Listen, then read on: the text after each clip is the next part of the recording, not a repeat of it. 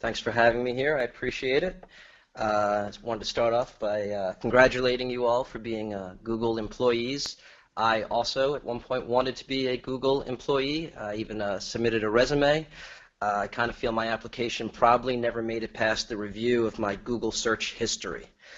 Um, could probably get a job at Bing because my history there is immaculate. It's like I don't even use it for some reason. I'm going to be reading to you from my new book, Agents of the Internet Apocalypse. As Chris said, it's the second in a trilogy. In the first book, the whole world suddenly loses internet, but electricity still works. They're still running water.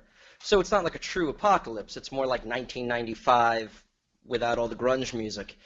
Uh, but people are still freaking out because they don't know how to live without the internet. And so it's kind of a broad satire of seeing how people try to recreate their online experiences in real life. Uh, Book one follows the story of a character named Gladstone, Semitically handsome, mid-30s New Yorker, who follows rumors that there's someone who's still online. And his investigation is joined by his LA gossip blogger friend Toby and a 24-year-old Australian webcam girl. Um, there are some other characters from book one that I want to mention because they pop up in book two that I'll be reading from today. There's Jeeves, who's a NYU librarian and psychic who decides to recreate himself as a human search engine, selling information for $5 a pop in Central Park. There's a character called Queef Monster 42. Gladstone meets him at a 4chan meetup. He claims to be anonymous royalty. You know, he wears like the Guy Fawkes mask in book one, but not in book two, because as he explains, it's not 2007 anymore. That's not hip. He's interested in Gladstone's investigation. And there's also Special Agent Rosdower. If that name sounds familiar, I poached it from an episode of Mystery Science Theater, Final Sacrifice, from MST3K fans. He's empowered under the Net Recovery Act to interrogate people and detain them indefinitely if it's in the furtherance of finding the internet. The interesting thing there is when I wrote book one, it was 48 hours because that sounded draconian enough to detain someone for 48 hours without counsel. And before I finished the book, the president signed NDAA, which gives the government the right to hold any U.S. citizen indefinitely without counsel if it's to thwart terrorism. So I had to go back and up the ante on my dystopian novel to make it as draconian as reality, which is probably never a good sign. So I don't want to give away too much about book one, but for context, it doesn't end so well for Gladstone. He needs some help, and he's told that a lot of the things he saw or felt he saw or thought he saw, he shouldn't believe. So in book two, when he gets out of the hospital, he decides he's going to head out to L.A., to his friend Toby's house, and instead of pursuing his investigation, he's going to try to reconnect with his ex-wife. So I'm going to read 4 passages, try to give you a taste of it, jump around a bit, and then if there's time, which there should be, take some questions if there are any. Okay. When I reached Toby's door, I heard music coming from inside, which was good, because it wasn't until that moment that I realized I didn't have keys to his place. I knocked, but had trouble making myself heard over Yes's awaken. Toby finally came to the door, eyes bloodshot and weary, but happy as he took a step back to reveal all of his apartment. The stink of swag wafted into the hall, but I was more preoccupied by the man on the couch. A 50-something sporting a balding ponytail and a Doctor Who t-shirt so stiff and new it looked like it still reeked of silkscreen. "Gladstone!" Toby exclaimed, pointing to the couch. "You know this dude?" I studied him for a moment, tilting my head and making sure what I was seeing was really there. "Well, let me ask you, is this dude a 50-something man with a ponytail and a Doctor Who t-shirt?" I asked. Yeah." I heard myself say Jeeves, but I didn't say anything, because how do you greet something you don't understand?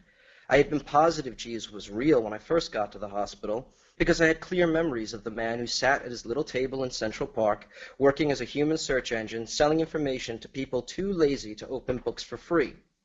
But after the memories got hazier, and when he never came to see me, I started to believe he wasn't real. Gladstone, he asked. Jeeves? He planted his palms on his knees and sprang from the sinkhole of Toby's couch with more grace than I expected. Yes, come in, he said, and I wondered why I needed to be invited into my own friend's home by a more comfortable stranger. I took only a few slow steps before he came over and put his arm around me, leading me to the couch. It's good to see you, he said. Why are you dressed like that? Like what? I don't know. An Argentinian child prostitute pimp? Toby offered. No, Jeeves replied. I was going to say something like, back alley Monte Carlo plastic surgeon? Too wordy, I said. Definitely, Toby agreed. Well, anyway, it's great to see you. Jeeves plopped back into the couch, and I took a seat as Toby went off to the kitchen. So, Jeeves said, what have you been up to? Well, I just got in yesterday, catching up with Toby, trying to reconnect with my ex. I could see Jeeves lose his energy.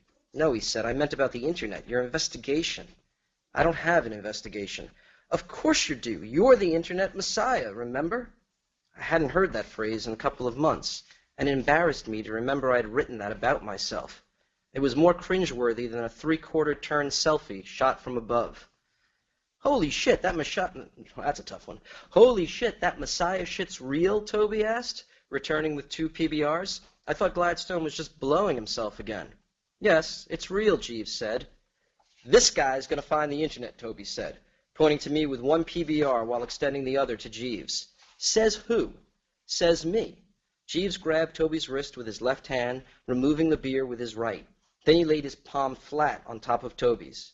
Toby pulled away after a few seconds. Bad touch, Mr. Grabby. Jeeves made a pronouncement. 3 things. First, you're not my type. I like my men able to speak in full sentences. Second, this morning you jerked off to a website called Amazing Penetrations. And third, Jeeves looked down in his hands. Do you have any Perel? Toby was impressed, shocked even. I'd never seen him lose his flippancy before. He seemed to search for it on the floor as he took a seat. Jeeves was here, so either I was in a fully psychotic state right now, or I was less crazy than I thought. He was the man I remembered, a man full of information, both learned and divined. He smiled at me. We need you, Gladstone. We, I laughed. Who? It's great to see you, but seriously. It's not just me. Anonymous was asking about you. Get the fuck out, Toby said. I'm serious, Jeeves insisted. He had a mask and everything. Did he call himself, what was the name from the book again? Toby asked. Queef Monster 42? No, Jeeves said. I just told you. He was from Anonymous. Well, in Toby's defense, I said, I went to a 4chan meetup. And trust me, in real life, you have to call a room full of twats something. Isn't that a gaggle, Toby offered? A gaggle of twats? Jeeves wasn't amused. No, he didn't give a name. And I had nothing to tell him anyway. I hadn't seen you. I couldn't get to you. Fair enough, I said, hoping to end the discussion and failing. And now that I've found you, I don't know what you're doing. I'm enjoying my freedom, I said, seeing old friends and trying to get my wife back. She's not your wife anymore, dude, Toby said. I know, I'm working on it. Jeeves had a mission, but he wasn't so impractical or unkind to not let it drop for the moment. So, lads, he said, I changed my flight, and it's not till tomorrow. What would you like to do? My treat. Toby was quick with a suggestion. Let's go to the hashtag. We can catch the early show. What's that, I asked. Just a place down on Main Street. They play hashtag games. Jeeves and I looked at each other. You know, Toby continued, like on Twitter, they come up with funny hashtag topics, post it on a screen, and then you write funny responses. There are prizes. You mean like hashtag first world problems and things like that? Jeeves asked. Yeah, but not old and lame, Toby replied. I love it. It seemed innocuous enough, but Jeeves was happy to oblige, so we took Toby's matrix. I let Jeeves ride shotgun, and I packed myself into the back seat. From the outside, the hashtag was like any other dingy bar, but the sign was new and bright and neon pink. Inside it was dark, but I could make out a series of small tables, each replete with a hookah and a bong. The air hung thick with what I assumed was official California issue medical marijuana. This is a drug den, I said. Duh, Toby replied. Why do you think they call it the hashtag? Because they play hashtag games, you said. Toby considered that for a moment. Well, yeah, but why do you think I said I love it? Okay, that's the first section. Okay, so what I meant to say is, I guess it didn't really matter. Jeeves is the one in book 1 who makes a pronouncement that Gladstone, who you wouldn't really think because he's stumbling around New York drunk, is the Internet Messiah, the one who's going to bring back the Internet. And so as the book goes on, even though he came to LA, sorry, I'm just getting my notes on my phone because I want to impress you here at Google, no paper. He as he doesn't really reconnect very well with his wife, he starts doing the only thing else he can do, look for the internet. And in kind of a meta way, his journal from book one, his journal, which is book one, sort of goes paper viral in book two. People start photocopying and sharing it and getting into his adventure. So almost like kind of ass backwards, he stumbles into kind of almost becoming this internet messiah, the guy who's going to find the internet. So they keep returning to the hashtag. And in this point of the book, they're trying to build an army, find people who can join with them. And as he's speaking to the people who now all read book one, you with me? It's very, yeah, I guess everyone throws the word meta around, but I'm pretty sure that is meta for real. Says to him, you wrote a whole book talking about how the internet sucks, how we're all addicted to it, and it has a terrible effect on our lives, and we don't know how to live without it. So why are you trying to find it, and why should we follow you? And the crowd's about to turn on him, a little bit, not quite like this one. We're not quite there. When someone says to him, when someone shouts out, because he helped me, a woman said. It was the long-lashed girl. She was standing now and holding a blue copy of notes under her arm like a Bible. I could see the black Cleopatra eye makeup creating the illusion of larger eyes. She might have dabbed some white in the corner, extending the sclera. That trick usually made you look a little cross-eyed, but because her eyes were already set slightly further apart, it seemed to work out. Regardless, it wasn't the makeup that made her eyes look so huge. It was because she could hold all of me in her sight. She was seeing the man I hoped to be and wouldn't explain. The room went quiet, and I looked at her along with everyone else. Excuse me, I asked. You helped me, she said. I'm sorry. Do I know you? We were Facebook friends. That didn't help. I'd become Facebook friends with lots of people I didn't actually know, mostly with people I didn't know. It's much better that way when you have no good news to post. I'm Alana, she said, and I don't usually look like this. I'm dressed as Oz for tonight. She smiled, and I could see her now, even if I couldn't remember her last name. She saw me scanning drunken late-night memories for more. We met online like 2 years ago, she said. Anyway, I was pretty depressed. I don't want to get into it, but you helped me, and I wanted to thank you, although I guess I would like the internet back too. If you're a functional alcoholic, it's easy to find the start of a lost weekend. It's usually Friday night. But e-addiction is more subtle. They used to call BlackBerries crackberries because of how often we checked them.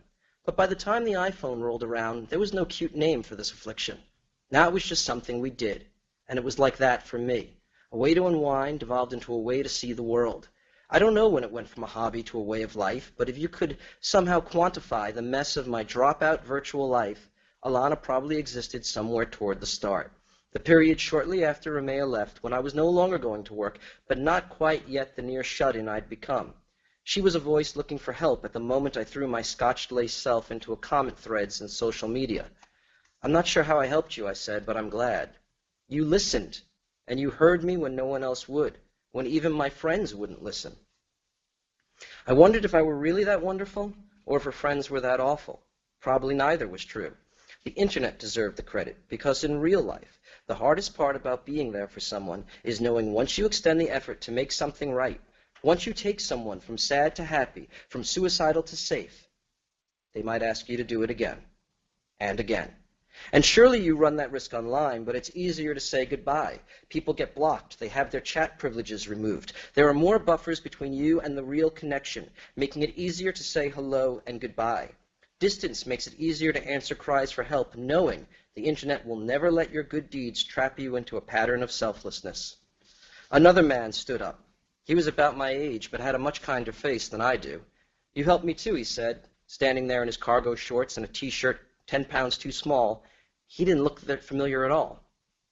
I posted an adoption profile on Facebook when my wife and I were almost out of hope, and you shared it, even linked it on your Twitter. I was not, as truly sad people call themselves, Twitter famous, but my steady stream of puns and off-color tweets mocking dead celebrities had amassed me a following of about 7,000. Compared to someone with an actual life, that meant a lot more exposure, so I understood why he was grateful, even if I didn't remember the posting. Did that lead you to a baby, I asked. No, he said. The baby came about 6 months later, totally unrelated. But you have no idea how much it meant to my wife and me. Sometimes a kindness from someone you don't even know can mean the most. I'm glad. I lingered for his name. Ed. I'm glad, Ed. Will you help me bring back the net? Yes. Alana, will you help me bring back the net? Yes. I addressed the whole room. Do we have people here tonight who will help me find the net? It wasn't a unanimous response by any means, but there was enough of a communal yes to be encouraged. I looked at Toby, and he smiled back at me. Okay, I said, here's what's going to happen. As you might have guessed, and as my friend with the hideous body scarification earrings mentioned, Toby and I are a couple of fuck-ups. Nevertheless, we've learned more than you'd think possible. We've obtained information we believe narrows the field of possible suspects. As you can understand, that's not something we're going to share freely with a room full of unknown drunken Californian assholes like you. We want to know you better. So if you came to help, I'd like to ask you to line up over here towards the left wall.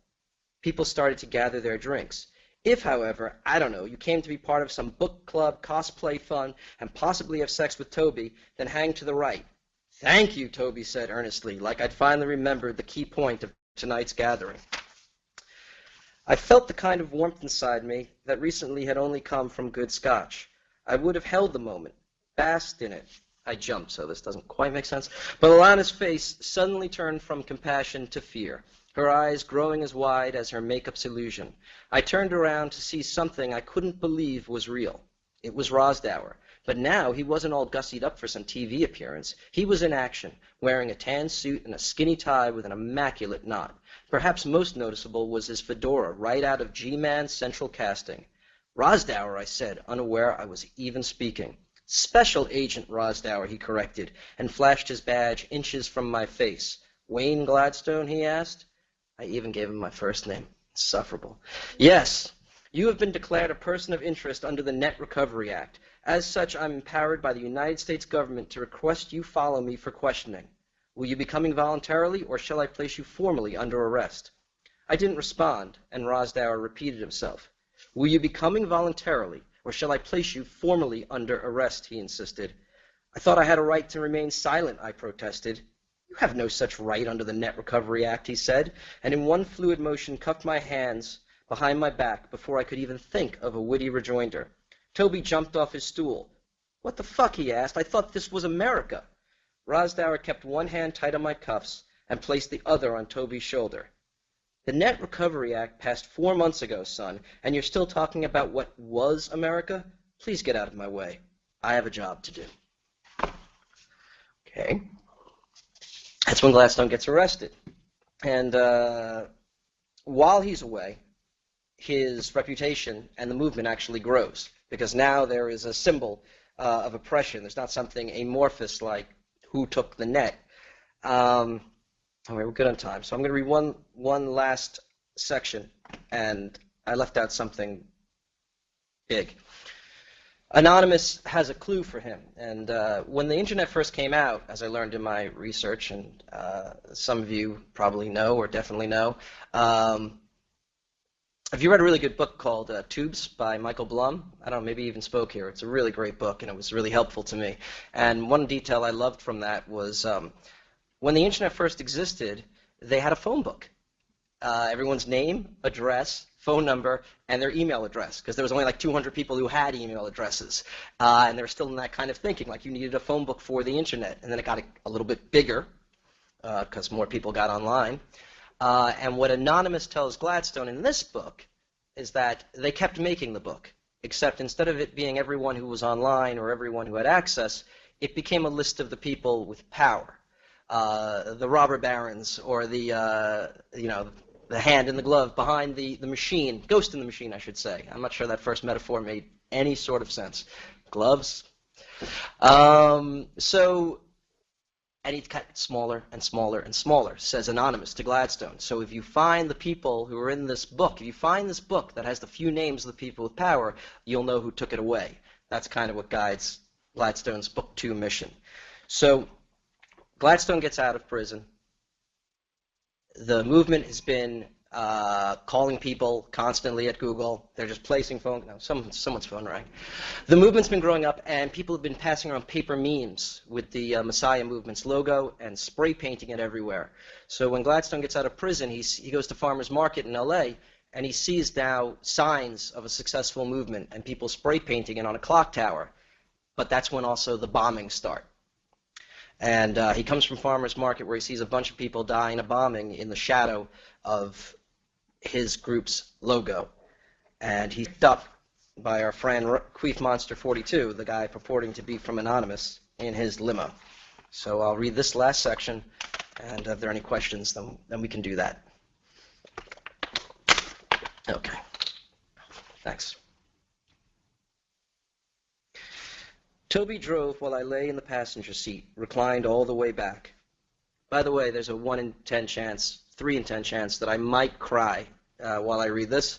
We might have to edit that in post, and that's probably why that dude left.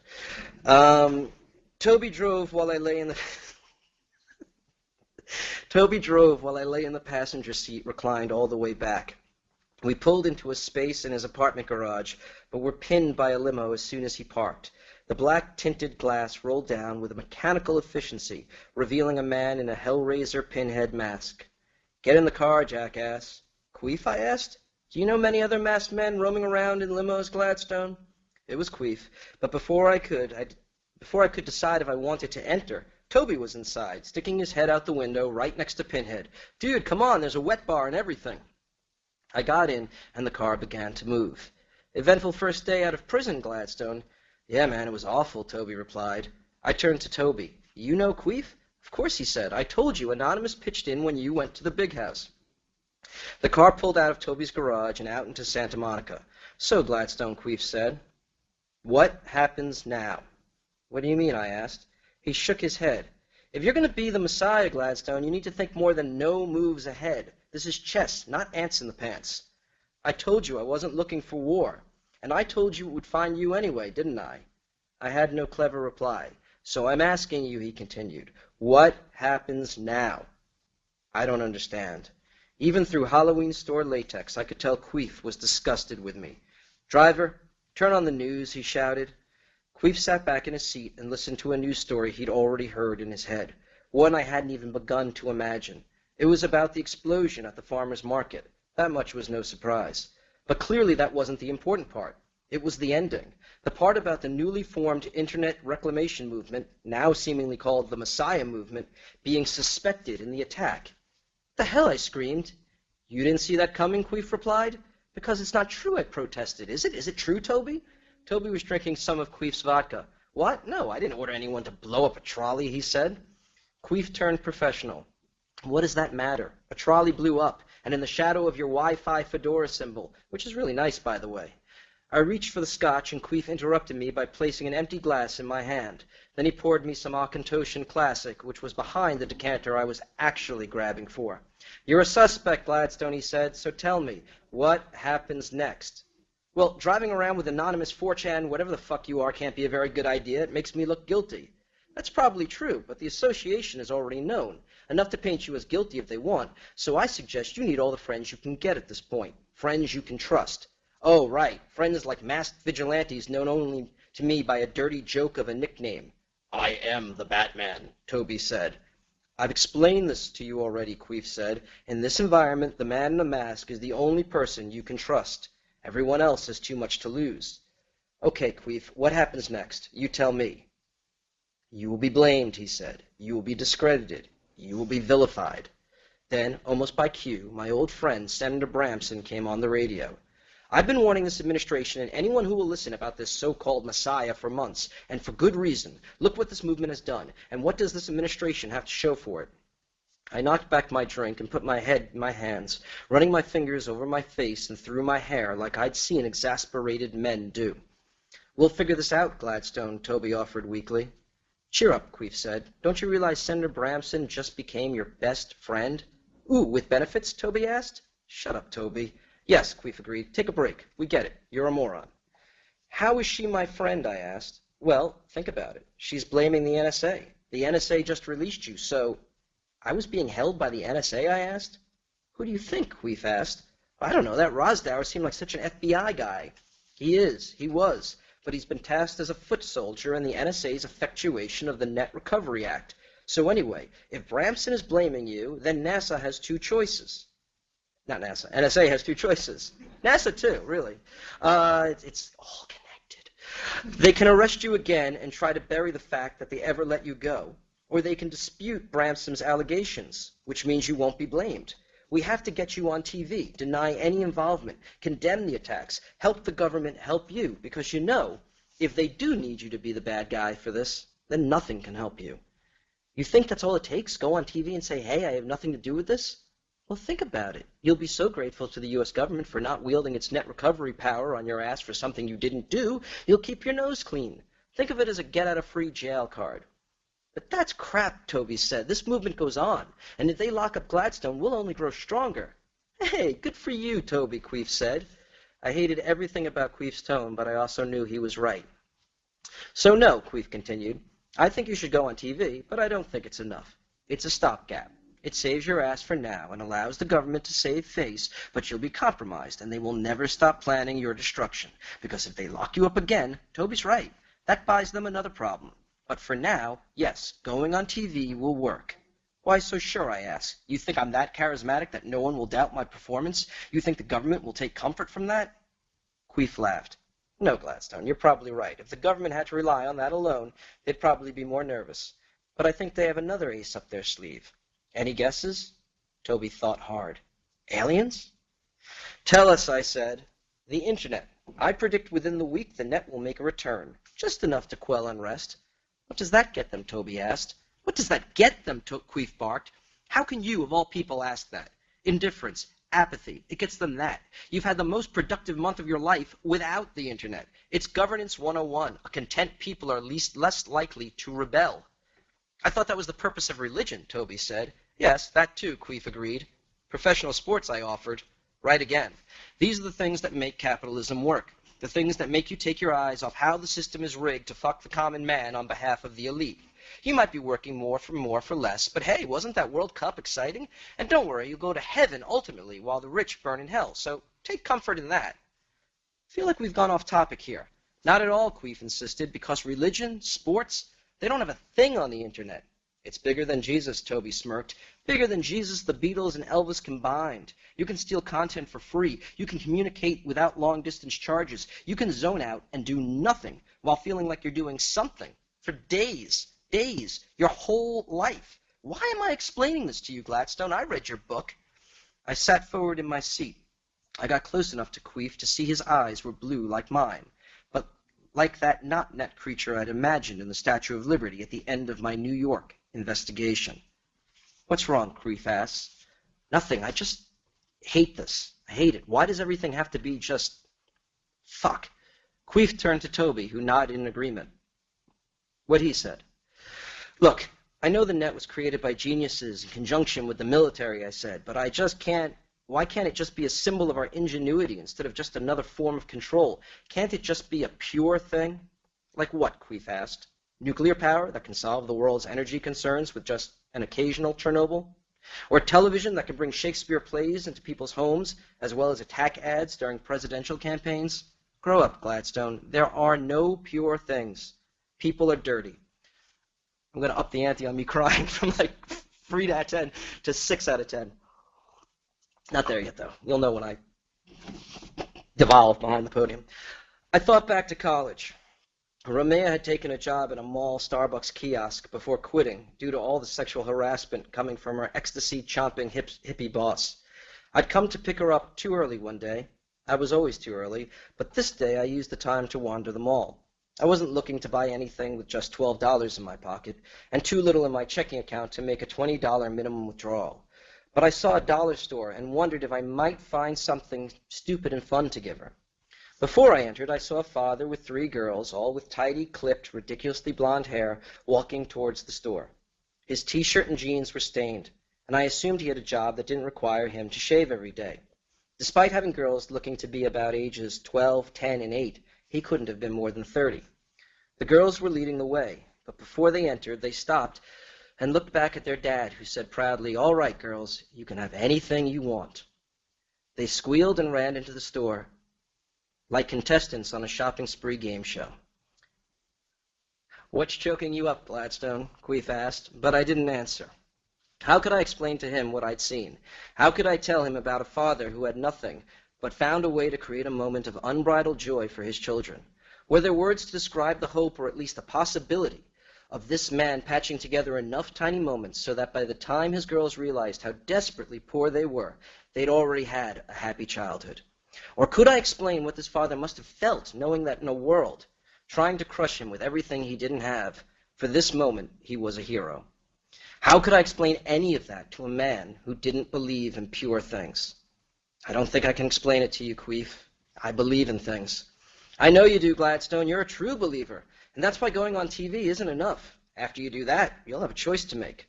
You'll have to stop your investigation and go away, or raise a real army and shut this whole thing down. You find the latest internet phone book, narrow your list of suspects, and I'll help you raise forces for attack. Wait a second, Toby said. If you think the government can just turn the net back on, doesn't that also mean you think the government shut it off? I thought we didn't know who was responsible. I thought that was the point of finding the newest internet phone book, to limit the list of suspects to just a few. Queef paused for a second. Yes, good point. But everything is connected always. No one can sustain anything without some form of collaboration. Now it's time to gather your forces. It's a matter of survival. I don't want an army. I don't want to fight anyone. What do you want? I want to explain. I want to teach. I want to sit with even a man like you, steeped in pragmatism, and explain that pure things exist. You'll be sitting a long time, Gladstone. Well, then I want to go home. Take me home. I have no idea where you've taken me. You are home, Queef said, unlocking the doors. I looked out the windows for the first time to see we were right outside Toby's apartment. We were just circling while we talked. I got up to leave without saying goodbye. Gladstone, Queef said, handing me a blank business card with a handwritten phone number. Promise to call me when you need that army. Thank you. That's the reading. Thank you very much. How we doing? We got, all right. We're at 12:36, so I guess we have time for any questions, and if not, I'll probably end up asking you questions, because I hate dead space. Well, I do have a question. You mentioned some of the research that you did. I'm kind of curious, as a detail-oriented person, as many of us are here at Google, to what extent was it important to you when writing this that you try to get technical details right? Because obviously the conceit here is that somehow the internet can crash, which correct is a little. But once you take that, like, how much did you really care about having one thing follow from another? I care more about it with each book in the trilogy because of the nature of the story. In notes, I did research. I read Blum's book Tubes, which I really enjoyed, and I didn't really need to do more than that because book one is very much in the protagonist's head. It's a very personal story against a backdrop of an apocalypse. For book two, when we have a guy doing actually investigation, I needed to understand it more. So I got a deeper understanding of the players necessary to make such a thing possible. I mean, what I had to learn a lot about the hubs, the main hubs of the world, learning that as I try to explain the book, I didn't want the book to be overly technical, but I wanted to explain to people, like, when I was a kid, before, the internet existed on campuses and the military, but not in our daily life. But, I worked a job where everyone sort of in the bookstore had email, but it was a bookstore email, and it was just within the company. And even though the minutia of the internet is very technical, the framework of it is very simple. In the sense that you have to connect things. Things have to literally connect, and really a global network is just an aggregation of lots of little networks, and they all come together at, I forget, 5, 6, 7 places in the world, where really all the places in the world come together. For book 3, which I'm working on now, I had to do a lot of research, and I still am because, not to give anything away, but I had to find out more about the deep web, and I guess which are those sites that exist in the world but aren't affiliated with any search engine like Google or anyone else. Someone had said that, what we think of as the internet is really just dragging a net over the top of the ocean. And the worst people in the world, pedophiles and drug rings, are existing as, deep sea on the bottom. So I didn't want the book to become overly technical, to answer your question, but I did want to have enough foundation to not say anything completely stupid. That was the gist of it. And with each book, I've had to do more research than the book before to learn those details.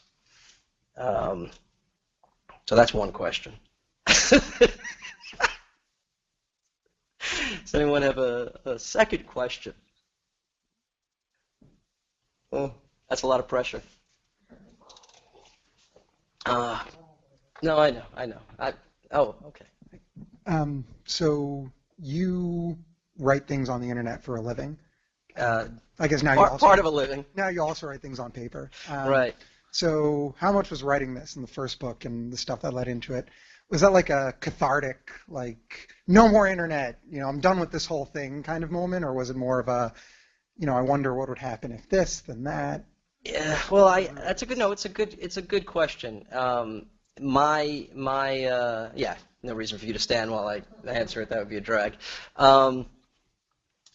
My identity as someone who creates, in part of what I do, creating internet content, does inform the book in several ways. Because if there's one theme of the book, it's that the internet is not good, it is not bad, the internet is people. That's what the internet is.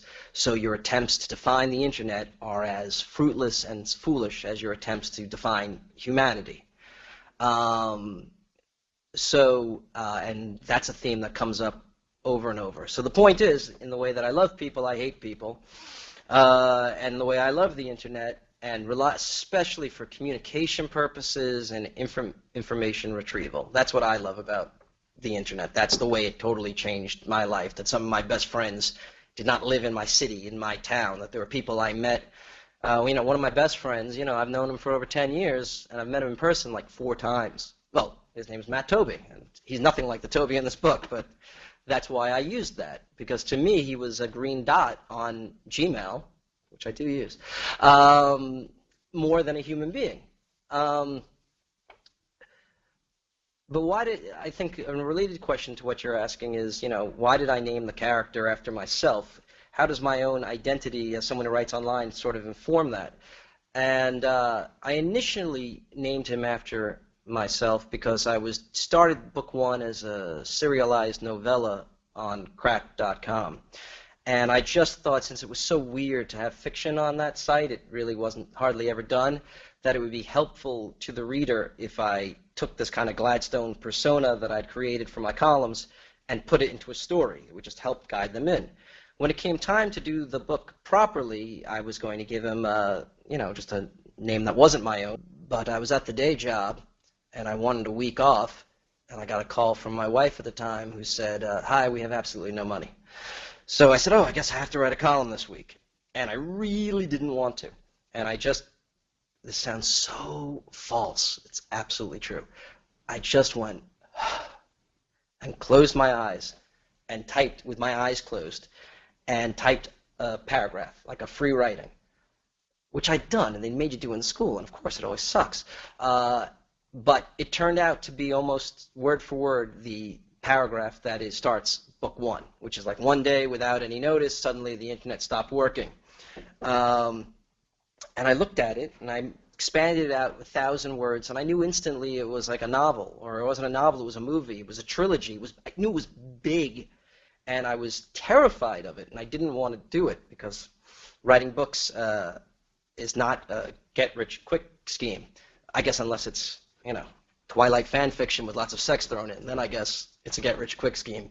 man, she's going to be so upset when she finds out I burned her. I'm talking about 50 Shades of Grey. So it seemed like a lot of work for no reward. So I tried to get people to convince me not to write it. So I showed my friend Jason Roeder, who is now a senior editor for The Onion, and I really downplayed it. And I was like, could you look at this thing I did? It's 1,000 words. It's nothing. Tell me it's nothing. And he looked at it, and he said, yeah, I don't really see anything there. And I said, fuck you, it's a novel. And that's what I wrote it, because I'm so annoying. I set him up to tell me it wasn't a novel, and that was the impetus I needed to write it. And since, to save you the burden of asking more questions and to give me the joy of hearing my own voice, the related part of that story is, after I sold the book, I mentioned offhandedly that I saw it as a trilogy, and my publisher said, well, tell me about that. And without thinking, well, I thought, but it wasn't. It took me half an hour. I wrote a page and a half about broad strokes about where I saw the series going, because I thought maybe we'd talk about it. Oh, that sounds good, that sounds bad. And the very next day, my agent called me and said they want to make you an offer on book 2 and book 3 before book 1 had even come out. And because I'm a normal person, I got really pissed off, because to me that was terrifying. I thought, okay, I'll commit this portion of my life to this book, but at least if it fails and no one likes it, cut my losses, And I know that there's a book in 2 and 3 out there, but I'll never waste time writing it unless they ask me to, and they're never going to ask me to unless the first one makes a lot of money. So and they fooled me by asking me to commit to the idea before I knew whether or not it was proven. So from a guy who was really too afraid to finish his paragraph free writing, I somehow committed to writing 3 novels before I had any idea if anyone would care about it. And now I'm working on the 3rd, still not sure. But, those people who do like it seem to like it an awful lot. And those who don't, well, the first review on Amazon, book 1 got, was a woman who was very, very upset because she didn't approve of all the cat rape in the book. There's a reference to a cat in chapter 1. As far as I know, there was no animal sodomized in any of my literature. But the very first review I got on Amazon was, this is disgusting, I didn't finish it, I don't approve of cat rape. So, but since then, the response has all been more positive. There, anything else I can answer for anyone?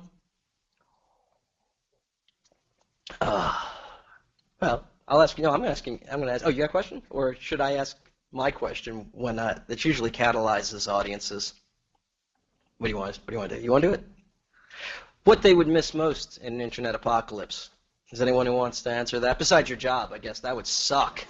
Although in book 2, the Romea character interviews for a job at Google, and you should probably all read the book just so you can curse me and be like, that's not like Google. It's the California Google.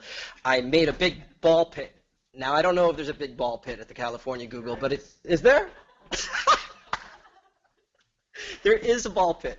Okay. Now, I know there are Razor scooters here. Are there Segways out in California? Does anyone ride a Segway? Okay. Well, it's a work of fiction, so it's okay. Actually, is there a Segway? I put a yeah, okay. Okay, so there are Segways. So, if you want to fact check me, you should buy the book.